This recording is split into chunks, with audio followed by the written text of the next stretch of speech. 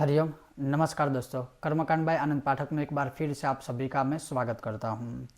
आज मैं आपको बताऊंगा माघ माह में स्नान का जो सर्वोत्तम उपाय या सर्वोत्तम जो विधान शास्त्र में लिखा हुआ है वो।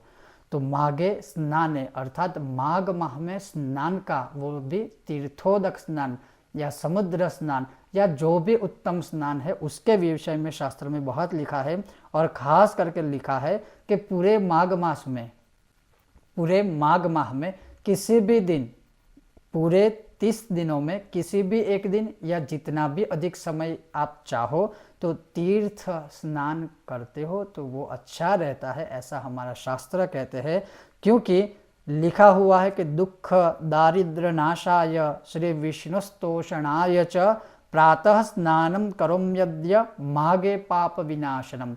अर्थात अगर आप प्रातः काल में माघ माह में तीर्थों में स्नान करते हो या फिर अपने घर में ही तीर्थों का स्मरण करके स्नान करते हो तो भगवान विष्णु सभी हमारे पापों का विनाश करते हैं। किंतु अगर किसी तीर्थ में आप स्नान करने के लिए जाते हो तो उस समय आपको तीर्थ में ही या उसी नदी के किनारे ठहरकर या जैसे भी आपको अनुकूल परिस्थिति हो उस हिसाब से जो मैं मंत्र बता रहा हूँ वो मंत्र बोलकर मौन रहकर सूर्य को अर्घ्य समर्पित करना है। और वो मंत्र है मकरस्थे रवौ माघे गोविंदाच्युत माधव स्नाने नाने न मे देव यथोक्त फलदो भव। सिर्फ इस एक मंत्र से आप चाहो तो मौन रहकर सूर्य को अर्घ्य अर्पण करना है।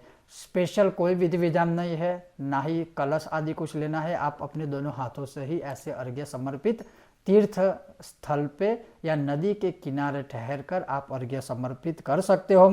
ऐसा करने वाले मनुष्य के ऊपर भगवान शिव, भगवान सूर्य सहित भगवान श्री विष्णु का संपूर्ण आशीष यानी आशीर्वाद रहता है और सभी पापों का भगवान विनाश कर देते हैं। इसीलिए माघे स्नाने अर्थात माघ माह में स्नान का बहुत महत्व दर्शाया हुआ है। अब माघ माह में जो समय होता है स्नान का, तो जैसे मैंने श्लोक में आपको बताया सुनाया, श्लोक में ही लिखा है प्रातः स्नान, यानी प्रातः काल में ही स्नान करना है। और वो भी लिखा है नक्षत्र के रहते यानी ब्रह्म मुहूर्त जो होता है उसी समय में अगर आप स्नान करते हो तो वो उत्तम कहलाता है। नक्षत्र अस्त हो जाने के बाद अगर आप स्नान करते हो तो वो मध्यम कहलाता है। और सूर्य उदय हो जाए उसके बाद अगर आप स्नान करते हो तो वो निकृष्ट यानी हीन स्नान कहा जाता है। तो अवश्य नक्षत्र के अस्त होने से पहले ही ब्रह्म मुहूर्त में प्रातः स्नान करना चाहिए। अब यहाँ लिखा है कि अगर इस समय के दौरान अगर आप घर में उष्ण गर्म पानी से स्नान करते हो तो उससे 2 गुना फल मिलता है।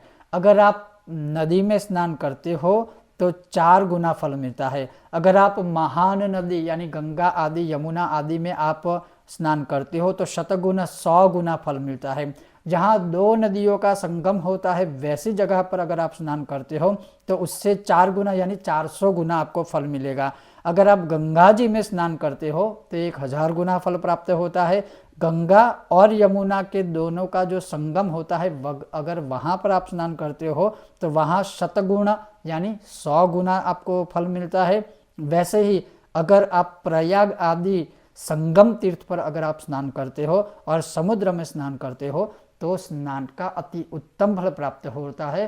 कहने का तात्पर्य अंत में एक ही है कि माघ माह में किसी भी एक दिन अगर हो सकता है या हो सके अपना ख्याल रखकर, यह शब्द इसलिए मैं बोल रहा हूँ अभी जो महामारी चल रही है ऐसे समय में मैं ये भी कहूँगा कि बहुत ध्यानपूर्वक अपनी सुरक्षा का ख्याल रखकर, परिवार का ख्याल रखकर और अन्य लोगों का भी ख्याल रखकर ये जो परिस्थिति चल रही है उसको अनुकूल में लेकर ही तीर्थ आदि स्नान करना चाहिए। अन्यथा अपने घर में ही तीर्थ आदि का स्मरण करके स्नान हम कर सकते हैं और करना चाहिए। तो शास्त्रों के अनुसार उसके जो फल है, जैसे प्रयाग आदि जो जगह है और समुद्र में अगर आप स्नान करते हो तो अति उत्तम उसका फल निरूपण हम या कोई भी करने में समर्थ नहीं है। ऐसा इस माघ माह में स्नान का उत्तम महत्व है। तो ये था हमारा आज का विषय और वीडियो। आपको यह विषय वीडियो कैसा लगा अवश्य हमें बताइए। अगर आपको यह विषय वीडियो पसंद आता है तो बिना भूले हमारे वीडियो को लाइक करें, ज़्यादा से ज़्यादा शेयर करें और हमारे चैनल को सब्सक्राइब करें। साथ ही आप चाहो तो हमें फेसबुक पेज और इंस्टाग्राम पर भी फॉलो कर सकते हो। आप सबका बहुत बहुत धन्यवाद। जय श्री कृष्ण।